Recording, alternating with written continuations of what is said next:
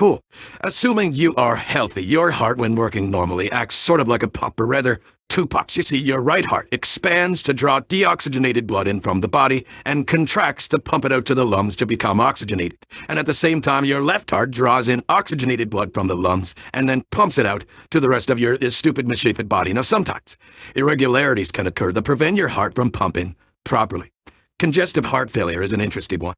Say your heart loses some of its contractile force due to high blood pressure, for example.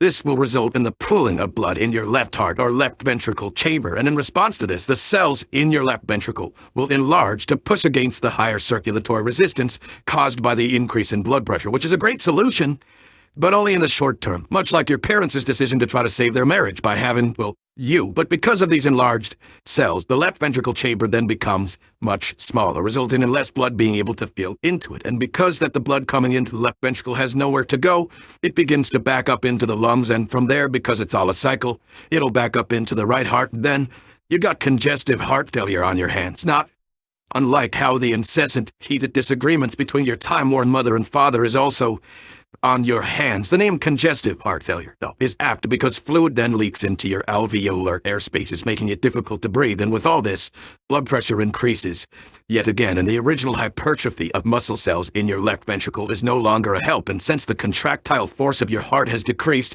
it certainly can't pump against the new, much higher resistance. And because of that, your body, in response to the heart not pumping sufficient blood, thinks, well, gee golly, I mustn't have enough fluid. So it tells your kidneys then to return any liquid you take in, meaning you retain a lot more water, which has to go somewhere. So it leaks into your legs, abdomen, and all over the body, and can result in the gaining of 2 to 3 pounds per day, which, as you can imagine, will cause rapid accumulation of total body weight. And after just 1 month, someone afflicted by this disease could amass up to 100 extra pounds.